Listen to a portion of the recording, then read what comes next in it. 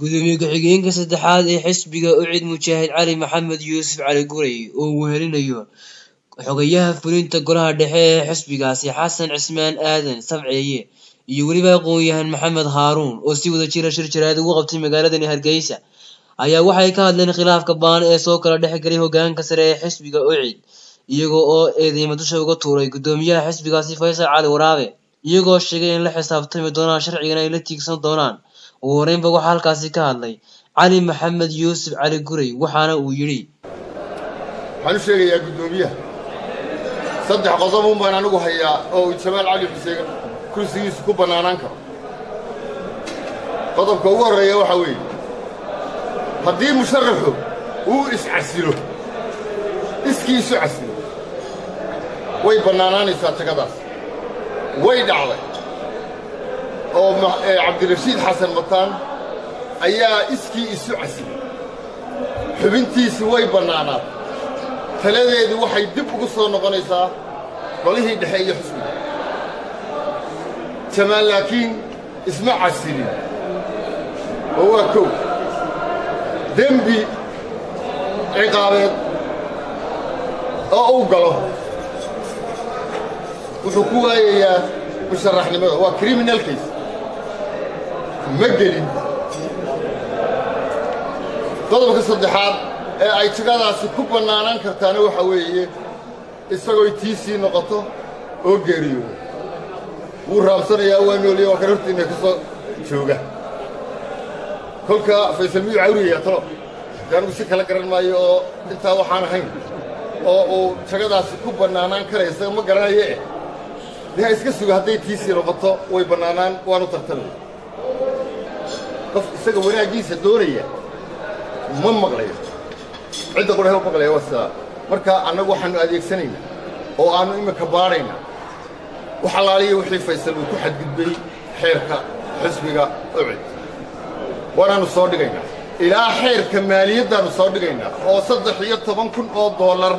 oo uu bil kasta Faysal soo qaado wasiirkii xogayii maaliyadda uu ku eri markii ay weydiisay Faadmo Saciid xilku kaga qaado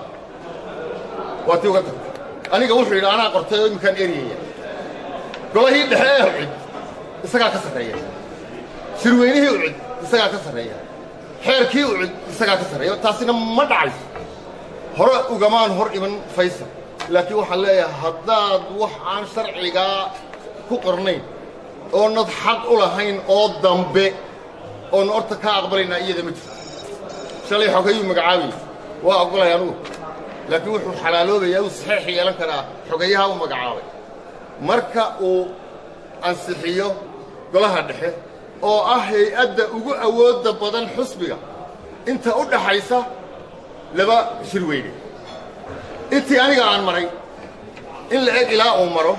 xogayaha uu magacaabay ma noqonayo xogaye saxiix leh haddii uu warqad ku saxiixa magaca xisbiga u cidna sidoo kale isna waxaa halkaasi ka hadlay xogayaha guddiga fulinta golaha dhexe ee xisbigaasi xasan cismaan aadan sabce isagoo sheegay in ay dhowaan qaban doonaan shirkii golaha dhexe ee xisbigaasi waxaana hadaladiisii ka mid ahaa anigu waxaan ahay xogayaha golaha dhexe ee xisbiga ucid waxaan maanta sheegayaa oo dadka u sheegayaa in golihii dhexe ee xisbigu uu qabsoomi doono sida ugu dhowaanna soo sheegi doono waxaan uga digayaa nin kasta oo golaha dhexe ku jira inuu miidiyaha la soo fadhiisto aflagaade iyo ceeb inta ka horraysa golaha dhexe fadhigiisa xisbiga Jamaal ma laha Faysal ma laha xisbigu wuu tashaday golihiisa dhexna wuu fadhiisanayaa guddigii qabanqaabada ee shirkuna way shaqadoodii way bilaabeen ilaa inta shirkaasi qabsoomayo oo dhowaan ka soo sheegi doono waxaan jecelahay in laga joojiyo aflagaadada iyo miidiyaha in laysu mariyo waxba waxaa kaloo halkaasi ka hadlay aqoon-yahan maxamed haaruun oo sheegay in aan laga dulqaadanaynin Faysal Cali Waraabe isla markaana la gaadhay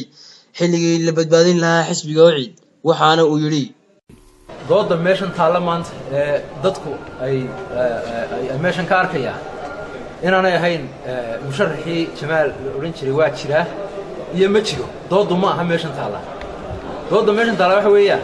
waa sharci darro haysta ama haddii si kale loo dhigo waa waali iyo miir qabis haysta waalida iyo miir qabkana dee waxaanu dooranaynaa miir qabkaanu dooranaynaa sharciga iyo sharci darradana waxaanu dooranaynaa sharciga annagoo bannaan arkayna buur fuuli mayno saaxiibkayo faysal in badan ayaanu arrintan ka hadalnay dadweynuhun bay maanta u soo baxday inay u soo baxdo aan u soo saarnana maanaan jeclay sababtoo dadweynaha inay ka soconayn oo qof kastaaba dhagaha faraha gelinayo waanu arkayno in badan baanu arrintaa uga dignay shirkii ugu dambeeyaan arrintaa kaga hadlaynay wuxuu noo dhacay 7 bishan March buu dhacay qof kastaba uu diiday misteex iyo xisbi iyo maaragtay saaxiib cid kasta faysal uu diiday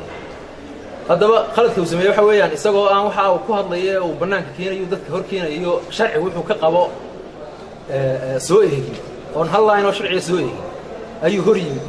media iyo dadka hor yimid uu yiri xisbigii waan eegay musharrixiisi waan eegay